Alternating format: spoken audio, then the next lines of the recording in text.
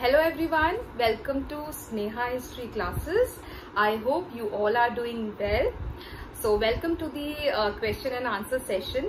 But before starting, because you are seeing me for the first time, let me share some of my things with you, like my personal information. So right now, my full name is Dr. Sneha Lata and I am living in Chandigarh. As per my educational qualification, I have done my schooling from Kendra Vidyalaya because my father was in army, so we have traveled different places. So in different areas, I have completed my education like Meerut, Jammu. I've been to Jammu, I've been to Bengal, South India like Sikandrabad. So I have done my schooling from various Kendra Vidyalayas, and as per my graduation, I have done my graduation like BA with history honors from Punjab University. So there is a college named GCG 42, so which is affiliated to Punjab University. So I have done my BA from that college. After that, I have done MA in history from the Department of History, Punjab University, and I have done B.Ed also. So B.Ed I have done from Kurukshetra University, and while I was pursuing my B.Ed, in between I have able to clear UGC NET. So I have cleared UGC NET twice, so on the basis of which I got enrolled in PhD, and I got a fellowship also for pursuing my PhD. So this is all about my educational qualification. Now I would like to tell you about my professional qualifications. So if I talk about it, so I've started my career from MCM DAV, Sector 36 Chandigarh again. So I have taught their BA courses. After that, I have been to Department of History, Punjab University. So I have taught for 1 semester in the Department of History. Then I have taught in PU ISER again from Punjab University. I have taught in GCG 42, my own जो मेरा खुद का college है, वहाँ पे भी मैंने कुछ समय के लिए पढ़ाया है. I have so this is all about, and now right now I am working as an assistant professor in GGDST Sector 32 Chandigarh. So this was all about me, and I really like this subject a lot. History मुझे बचपन से ही बहुत अच्छी लगती थी और मैं हमेशा से चाहती थी कि इसमें कुछ आगे pursue कर सकूं. So that is why I chose research work, and I've completed my PhD in 2020. So recently मैंने complete करी है, और पढ़ा मैं पहले भी रही थी, बीच में पढ़ाया था, फिर I got selected for the fellowship, so I stopped working. फिर after completing the PhD, I again started teaching now. So presently, like I said, कि I'm teaching in the Department of History, GGDST Sector 32 Chandigarh. तो ये तो हो गया मेरे बारे में, और अब मैं आप सबको बहुत बहुत थैंक यू बोलना चाहती हूँ कि मुझे आप लोगों ने इतना पसंद किया. ठीक है, you were really kind that you have watched my videos, you have given some comments, you have liked it, shared it. So thank you all for your love and support. Thank you so much for that. Now let's talk about the question and answer. So one of the query, let me just read out some of the comments. So Priyanshu, he asked me about notes. तो प्रियांशु, पहले तो बहुत बहुत शुक्रिया आपका कि आपने मेरी वीडियोस देखी और आप देख रहे हैं जैसा आप कह रहे हैं, और आपको नोट्स चाहिए. सो बेटा, पहले तो मैं बता देती हूँ आपको कि जो ये हिस्ट्री का सब्जेक्ट है, तो अगर मैं हिस्ट्री के सिलेबस की बात करूँ तो हमारे पंजाब यूनिवर्सिटी में जो हिस्ट्री का सिलेबस है उसी को मैं कवर कर रही हूँ, बीए का. और इससे रिलेटेड जो बुक्स हैं वहाँ यहाँ पे है, जैसे कि एसपी सबरवाल की बुक है. इसके अलावा आप देखेंगे there is one more book by Kranti Kumar Gupta. सो ये सारी बुक्स को यूज करके ही I am making this video. So this is all my content details. देखो, इसके अलावा मैं आपको ये जरूर बोलूंगी कि सिर्फ अपना, अगर आप कॉम्पिटिटिव एग्जाम के लिए प्रिपेयर कर रहे हैं या और अपने स्कोप को और ब्रॉड करना चाहते हैं, सो आई विल से कि आप सिर्फ यही किताबें ना पढ़ें. इसके अलावा जैसे आर.एस. शर्मा है, अगर हम एंशिएंट इंडियन हिस्ट्री की बात करें तो आर.एस. शर्मा ने लिखा है, काफी अच्छे हिस्टोरियन है. काफ़ी वर्क किया है। इसके अलावा रुमिला थापर हो गई या उपिंदर सिंह हो गए, ठीक है। इसके अलावा ए.एल. भाषम जो हैं उन्होंने भी बुक लिखी है। तो ये सब कुछ बहुत ही अच्छे हिस्टोरियंस हैं जिन्होंने एंशिएंट इंडियन हिस्ट्री के ऊपर काम किया है। तो आप अगर चाहे तो ये सब किताबें भी पढ़ सकते हैं। बट अगर as per as you are asking for my content, so मैं आपको इसी वीडियो में डिस्क्रिप्शन सेक्शन में I am going to share the PDF link of that book. So this is available on Telegram. So Telegram में there is this group जहाँ पे ये लोग शेयर करते हैं सारी जो भी PU की जो भी डिफरेंट सब्जेक्ट्स के सिलेबस है उनसे रिलेटेड जो बुक्स है वो शेयर करते हैं। तो वो लिंक मैं आपको शेयर कर दूंगी, आपको डिस्क्रिप्शन में मिल जाएगा, वहां से आप इसका PDF डाउनलोड कर सकते हैं, ठीक है। सो thank you so much Priyanshu for appreciating, and I hope आपको जो है वो जब भी कंटेंट मिल जाएगा सो आप मुझे बता देना was it helpful for you और not, and if you want more content I will try कि मैं जितना ज्यादा कर सकूं। देखो बिकॉज यूट्यूब जो है ये वीडियोस मैंने पिछले लॉकडाउन में ये चैनल क्रिएट किया था बिकॉज आई थॉट कि बड़े सारे ऐसे स्टूडेंट्स हैं अलग अलग कोने में, ठीक है, जिनको जो कि यूट्यूब के थ्रू आप देख सकते हैं, कोई भी ये क्लासेस सुन सकते हो आप, है ना, टीचर को सुन सकते हो। और ऐसा नहीं है कि आपको उसके लिए कॉलेज में आने की जरूरत है, कहीं एडमिशन लेने की जरूरत है, वो तो डेफिनेटली आपके एजुकेशनल करियर में हेल्प करेगा। बट वैसे मैं आपको बता दूं, इसीलिए मैंने ये जो काम था ये शुरू किया था, ठीक है। तो बीच में तो I got busy with the job, so इतना टाइम नहीं मिल पाता था। But my students they really encouraged me, they told me कि ma'am the videos are really great, आप प्लीज ऐसे ही करिए काम। तो I would like to thank those students who have encouraged me and supported me a lot. Thank you all for that. So इसी वजह से मैं वीडियोस बना रही हूँ। तो इसी वजह यही मैं आपको बोलना चाहती हूँ, इतना ज्यादा समय मुझे नहीं मिलता है, क्योंकि देखिए बेटा हिस्ट्री जो है आप एक बुक से नहीं पढ़ सकते। हिस्ट्री में बहुत आपको बुक्स पढ़नी पड़ेगी और अच्छी बुक्स पढ़नी पड़ेंगी, ठीक है, अगर आप अपना कंटेंट जो है और स्ट्रॉन्ग करना चाहते हैं। तो मैं यही बोलूंगी कि इन्हीं बुक्स तक लिमिटेड मत रहिए। अगर आप चाहते हैं कि आप और डेप्थ स्टडी करिए तो आप और जो बुक्स मैंने आपको बताई है रेकमेंड करिए, आप वो पढ़िए, ठीक है। ऑनलाइन मटेरियल पे ज्यादा डिपेंड नहीं करना चाहिए आपको। वाई? बिकॉज हिस्ट्री के अकॉर्डिंगली जैसे आजकल स्टूडेंट्स जो हैं गूगल, विकीपीडिया ये सब यूज करते हैं, तो वो बेटा जो इन्फॉर्मेशन है वो इतनी ऑथेंटिक नहीं होती है। तो इसी वजह से मैं कहूंगी कि आप अच्छे हिस्टोरियंस की बुक पढ़िए, तो हो सके तो बुक्स परचेज कर लीजिए, उनको पढ़िए, क्योंकि वही जो है आपको सही नॉलेज देगी, ऑथेंटिक नॉलेज प्रोवाइड करेगी, ठीक है। सो एक तो ये चीज हो गई। दूसरा एक मुझसे सवाल किया था, let me just call the name, okay, Raj Sahu ने। So Raj Sahu, thank you for the question. बेटा I have already given one response in one video. जो आपने मुझे कनिष्का से रिलेटेड पूछा था वो मैंने आपको जवाब आई थिंक दे दिया है। और जो दूसरा क्वेश्चन आपने मुझसे किया था वो था, could we trace the connection of any influence of Harappan beliefs and deities on Vedic pantheons?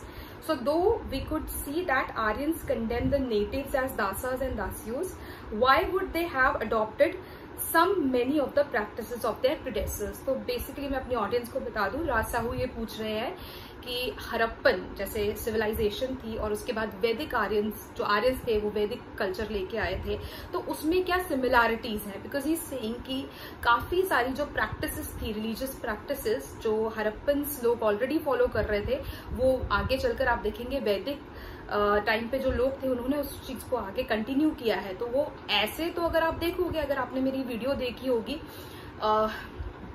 वैदिक लाइफ पे, तो उसमें आपको मालूम चल गया होगा कि ये लोग जो थे, ये जो यहाँ के ओरिजिनल इनहैबिटेंट्स थे, जो ऑलरेडी इंडिया में लोग रह रहे थे जब आर्यंस आए, तो वो इन्होंने इनको दासाज और दस्यूस बोलना शुरू कर दिया था, ठीक है। वो उनको थोड़ा सा आप देखेंगे, अगर हम कास्ट सिस्टम की बात करें तो जो शूद्रा जो थी, लोवेस्ट जो कास्ट, अब अगर हम हायरार्किकली देखें कास्ट को, तो ब्राह्मण, क्षत्रिय, वैश्य, शूद्र, तो आप देखेंगे जो शूद्राज में आपको ये सब क्लास दासाज और दस्यूस को जो है शूद्रा में इंक्लूड किया जाता था। तो वैसे तो वो लोग इनको पसंद नहीं करते थे, because according to the Aryans वो उसको थोड़ा लोअर लेवल का समझते थे। तो जिसकी वजह से वैसे ही से कि अगर वो लोअर थे तो क्या रीजन था कि उन्होंने इनकी चीजों को, इनके बिलीव्स को फॉलो किया।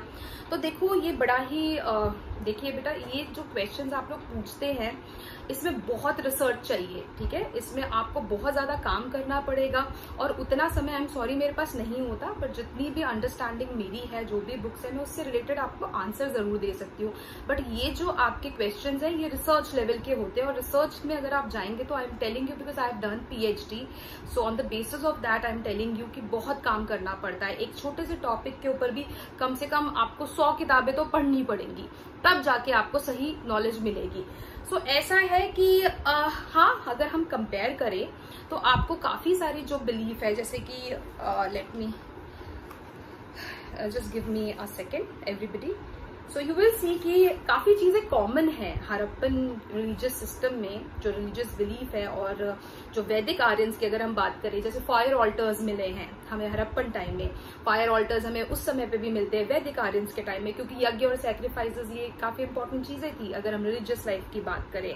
इसके अलावा आप देखेंगे लॉर्ड शिवा का वर्शिप करते थे, तो हड़प्पन टाइम पे आप देख रहे हो पशुपति शिवा थे, ठीक है। इसी तरीके से वो लोग भी शिव को वर्शिप करते थे और नेचर को वर्शिप करते थे, लिंगा एंड योनि को वर्शिप करते थे। तो आप देखेंगे ये दो जो चीजें हैं ये आपको वैदिक टाइम में भी सिमिलर चीजें देखने को मिलेंगी, ठीक है। अब ये कहना कि उन्होंने ये चीज फॉलो उनको देख के की है, अपने प्रेडेसेसर्स को देख के की है, ये हम नहीं कह सकते, ठीक है, क्योंकि अभी इसमें काफी डाउट है, क्योंकि सम ऑफ द हिस्टोरियंस, आपको पता है एक टॉपिक पे बहुत सारे हिस्टोरियन काम करते हैं। और जैसा कि अगर आपने मेरी शुरुआती वीडियो देखी होगी तो उसमें मैंने आपको ये बताया है कि जो हिस्ट्री है, ठीक है, उसमें एक एक्चुअल ट्रूथ नहीं होता, डिफरेंट ओपिनियंस है।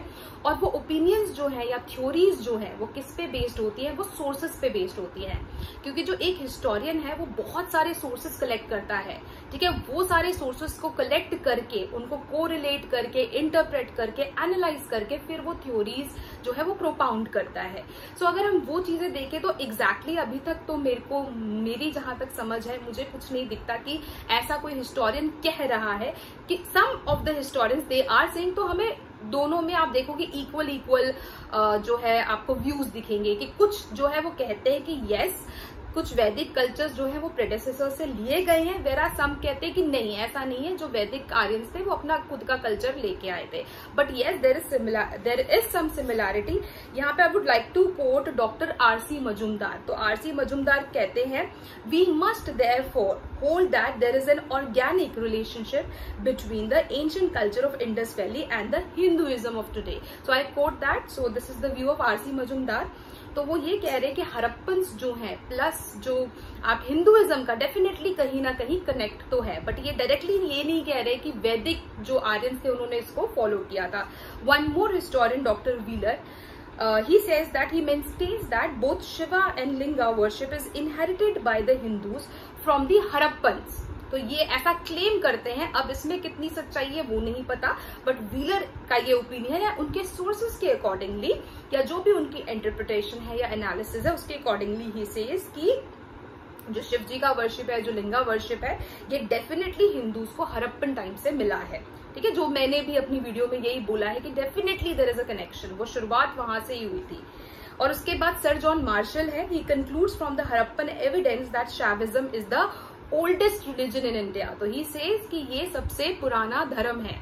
देखिए हिस्ट्री में why I am quoting these historians because I have not done research in this field, तो मैं कुछ कमेंट नहीं कर सकती। ये हिस्ट्री इसी तरीके से लिखी जाती है, इसमें इसी तरीके से काम होता है। बिकॉज अगर जब तक आप खुद उस पर डिटेल रिसर्च नहीं करते, आप किसी भी टॉपिक पे खुद का कोई कमेंट नहीं दे सकते।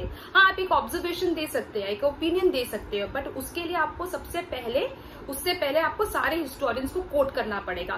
तभी आप देखोगे हिस्ट्री की बुक्स में कोट बहुत ज्यादा होता है, because that is important, because these people, these historians, they have done a deep research, ठीक है, they have profound knowledge of that particular subject और topic. So that is the reason we say कि आप ज्यादा से ज्यादा historians को coat करें, ठीक है। तो ये तो हो गया, आई थिंक आपको जवाब मिल गया होगा, ठीक है। तो जितना मेरी समझ थी मैंने उसके अकॉर्डिंगली आपको दे दिया, ठीक है। अब आगे हम बात करेंगे। So there is one question by Bhambika Kutty, I am not sure because some of people they respond किया, जो भी हैं आप, मुझे फर्क नहीं पड़ता, बिकॉज आपने ये क्वेश्चन मुझसे पूछा है तो आई रिस्पेक्ट दैट। एंड ये क्वेश्चन है आपका, a powerful left wing group developed in India in the late 90s and 30s contributing to the radicalization of national movement, critically examine please. So okay, so वैसे Bhambika I am telling you कि मैं वैसे ज्यादातर अभी जो मैंने cover किया है एंशिएंट इंडियन हिस्ट्री है. अगेन अगर आपको इसके ऊपर पढ़ना है तो बहुत जो है डिटेल्ड नॉलेज आपको पहले ग्रास्प करनी पड़ेगी, पढ़नी पड़ेगी, लेनी पड़ेगी, तभी आप इसके ऊपर कमेंट कर सकते हैं. बट ये एक्चुअली बड़ा आसान सा सवाल है बिकॉज मैंने मॉडर्न इंडिया में स्पेशलाइजेशन करी है, तो मैं आपको थोड़ा सा इसके बारे में बता सकती हूँ. ठीक है, ये यहाँ पे एक्चुअली जो ऑडियंस है उनके लिए मैं बता दूं, ये यहाँ पे ये पूछना चाह रही हैं कि जो 1920s और 30s में लेफ्ट विंग क्या है, ये भी मैं अभी आपको एक्सप्लेन करती हूँ. कि जो एक्सट्रीमिस्ट ग्रुप था, सडनली जो रेवोल्यूशनरीज आने लग गए थे, तो उन्होंने किस तरीके से जो नेशनल स्ट्रगल था, फ्रीडम मूवमेंट था, उसको किस तरीके से रेडिकलाइज कर दिया. ठीक है, सो दैट इज हर क्वेश्चन. तो क्रिटिकली एग्जामिन, देखो हिस्ट्री में आपको कई दफा ये सवाल आएंगे, क्रिटिकली एनालाइज. क्रिटिकली एनालाइज क्या होता है कि आपको बस अच्छी चीजें नहीं लिखनी है. ठीक है, in simple terms I am telling you कि इस सब अच्छी चीजें नहीं लिखनी है, ये अच्छा था, ये अच्छा था. आपको क्रिटिकल भी होना पड़ेगा कि क्या गलतियां हुई हैं, क्या नेगेटिव एस्पेक्ट आपको इसके देखने को मिलते हैं. तो आपको पॉजिटिव के साथ नेगेटिव एस्पेक्ट्स भी बताने पड़ेंगी, क्या कमियां थी. सो इसको हम क्रिटिकली एग्जामिन कर कहते हैं. ठीक है, ये हिस्ट्री में इस तरीके के बहुत से सवाल होते हैं बिकॉज क्या है, वो जो भी इंसिडेंट इवेंट है वो हो चुका है, it is already been done. So अब आप क्या कर रहे हो, आप उसको एनालाइज कर रहे हो. तो उसको आपको सिर्फ फेवर में नहीं बोलना है, अगर आपको कुछ गलत भी लगता है तो उसको आपको वो ओपिनियन भी देने हैं. सो देखो ओवरऑल अगर हम पॉलिटिकल जनरलाइज्ड वे में, मैं कह रही हूँ पॉलिटिकल स्पेक्ट्रम की बात करें, तो उससे पहले समझ लो लेफ्ट और राइट विंग ये होता क्या है. ठीक है, left hand, this is my right hand and this is the left. तो आई एम टेलिंग यू कि जो लेफ्ट है वो होते हैं रेडिकल्स. ठीक है, which means liberal, those who want change. तो इसका एग्जाम्पल है रोबस्पियर, जो कि ये मानते हैं कि violence only way to change, मतलब सिर्फ वॉयलेंस से ही कोई बदलाव आ सकता है. तो ये है लेफ्ट विंग वाले. उसी के ऑपोजिट आते हैं राइट विंग वाले. राइट विंग वाले कौन होते हैं, they are conservative in their outlook, जो कि ओल्ड वेज पे ऑर्थोडॉक्स होते हैं, ओल्ड वेज पे बिलीव करते हैं. दे आर रिएक्शनरी एंड इसका example is Louis 16 absolute, who was an absolute monarch. ठीक है, जो किसी की नहीं सुनता था, अपनी और अपने तरीके से चलाना चाहता था. ठीक है, सो इस तरीके से अगर हम ओवरऑल वर्ल्ड में की बात करें, ओवरऑल अगर हम इसको देखें तो ये इस तरीके से क्लासिफाइड है. इसके बाद आते हैं बीच में. सो एक तो हो गया लेफ्ट विंग, राइट विंग, बीच में आते हैं मॉडरेट्स, जो कि ना ज्यादा लेफ्ट की बातों पे बिलीव करते हैं, ना ज्यादा राइट की बातों, तो वो थोड़े से न्यूट्रल हैं. तो ये होते हैं मॉडरेट्स. तो ये मैंने आपको एक बेसिक सा जो स्ट्रक्चर है वो समझा दिया. अगर हम यहाँ पे बात करें जो आपका क्वेश्चन है, तो देखो अगर नेशनल फ्रीडम मूवमेंट को अगर आप देखेंगे तो it is been classified into 3 phases. ठीक है, जो फ्रीडम मूवमेंट की, नेशनल मूवमेंट की आप बात करोगे तो पहले तो आता है मॉडरेट फेस. ये चलता है अप्रोक्सीमेटली आप लगा लीजिए 1885 से लेके 1905 तक. उसके बाद आता है एक्सट्रीमिस्ट फेस, ये चलता है 1906 से 1916 तक. एंड उसके बाद आता है गांधीयन फेस और गांधीयन एरा, ये होता है 1917 से 1947 के बीच में. ठीक है, सो ये चीजें हैं. तो ये 3 फेसेस हैं जिसमें हम पूरे नेशनल मूवमेंट को जो है डिवाइड कर सकते हैं. तो आपने जैसे लेफ्ट विंग की बात करी, तो लेफ्ट विंग में हम देखेंगे जो थोड़े रेडिकल्स हैं, ठीक है, रेवोल्यूशनरीज हैं, इसमें आ जाएंगे एक्सट्रीमिस्ट. और जो ऑपोजिट साइड में आ जाएंगे वो हो जाएंगे मॉडरेट्स, जो बीच में सॉरी वो है मॉडरेट्स. ठीक है, जो मैंने आपको अभी पहले एक्सप्लेन किया. तो अगर मॉडरेट्स की डिमांड की बात करें तो ये लोग देखो ये नहीं चाहते थे कि हमें पूरी तरीके से फ्रीडम चाहिए. ये चाहते थे कि ब्रिटिशर्स भी रहे हमारे साथ, इसके प्लस जो कुछ चीजें हैं हमारे सिस्टम में बस उसको बदल दो, बाकी ब्रिटिश रूल हमारे लिए ठीक है. सो ये इनका मेन फंडा था. ठीक है, और वो लेजिस्लेशंस के थ्रू, काउंसिल्स के थ्रू, ये इनके मेथड्स थे, जैसे expansion, and they wanted expansion, reform of legislation councils, then separation of judiciary from executive, removal of restriction of freedom of press. खैर इसके ऊपर एक बहुत डिटेल्ड लेक्चर भी हो सकता है, तो मैं इसको कट शॉर्ट करती हूँ. तो मॉडरेट्स और एक्सट्रीमिस्ट में काफी डिफरेंस है. आप देखेंगे जो मॉडरेट्स हैं उसके कुछ एग्जाम्पल है, जैसे कि दादा भाई नौरोजी या A.O. ह्यूम हो गए. और वेराज आप एक्सट्रीमिस्ट की बात करें, जो रेवोल्यूशनरी हैं वो हैं लाला लाजपत राय, बाल गंगाधर तिलक. ठीक है, सो जो मॉडरेट है, they believed in liberalism and moderate politics, and they believed that the British rulers were merely unaware of the plight of the Indian masses, and that once they were made aware the British authorities would do their utmost to improve the lives of the local people, ठीक है, populace. तो basically क्या है कि Britishers को का rule वो condemn नहीं कर रहे हैं, वो बस कुछ इंप्रूवमेंट चाह रहे हैं। जहां पे एक्सट्रीमिस्ट है वो बिल्कुल रेवोल्यूशनरी, वो बोलते हैं हमें किसी तरीके का कोई, हमें ब्रिटिश गवर्नमेंट का कोई एफिलिएशन नहीं चाहिए, आप स्वराज की बात करते हैं कि भारत छोड़ो और चले जाओ। और उसके लिए फिर उन्होंने रेवोल्यूशनरी मीन्स भी, थोड़ा वायलेंस भी जो है वो आगे चलकर किया है, ठीक है। सो ये है बेसिक डिफरेंस। तो इसमें मैं यही बोलूंगी, ये बड़ा डिटेल में चला जाएगा, ठीक है। सो इसके ऊपर मैं जब मॉडर्न इंडियन हिस्ट्री कवर करूंगी, ठीक है, अभी तो मैं एंशिएंट पहले मैंने कवर करी है फर्स्ट ईयर में, इसके बाद मिडीवल अभी मैं साथ साथ कर रही हूँ। इसके बाद जब मॉडर्न इंडिया आएगा उसमें आप ये इसके बारे में डिटेल में I will going to make a video, जिससे आपको और क्लैरिटी आ जाएगी।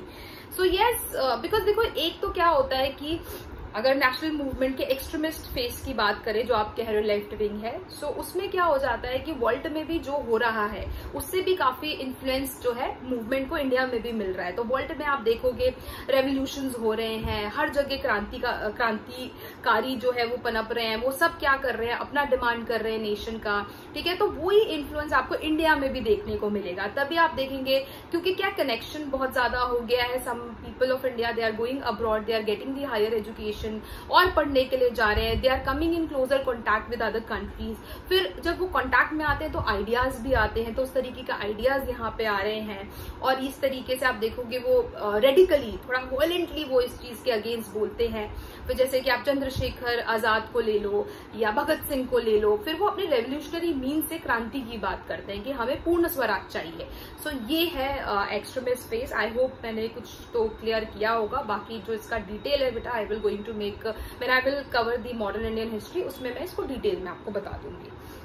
सो I think these are some important questions which I got. इसके बाद में I would like to quote here Amisha Gautam. Amisha कहती है, she is actually appreciating my content, so thank you so much Amisha Gautam, thank you for liking my videos. और मुझे बड़ा अच्छा लग रहा है कि आपको ये काम पसंद आ रहा है और आप मुझसे चाह रहे हैं कि मैं यूपीएससी के ऊपर भी फोकस करूं। तो बेटा as I am already telling you कि आई एम ऑलरेडी वर्किंग, तो थोड़ा टाइम निकालना मुश्किल होता है, ये भी मैं बहुत मुश्किल से कर पाती हूँ। बट आई विल ट्राई कि once I will get some time और मैं थोड़ा फ्री हो जाऊं, बिकॉज मैं एकदम से नहीं शुरू कर सकती वो काम, उसमें काफी मतलब हार्ड वर्क चाहिए, आप ऐसे नहीं कर सकते। काफी कंटेंट मुझे कलेक्ट करना पड़ेगा, उसको खुद अच्छे से रिसर्च करके पढ़ के फिर ही मैं आपके सामने वो लेके आऊंगी। But I will definitely going to do it.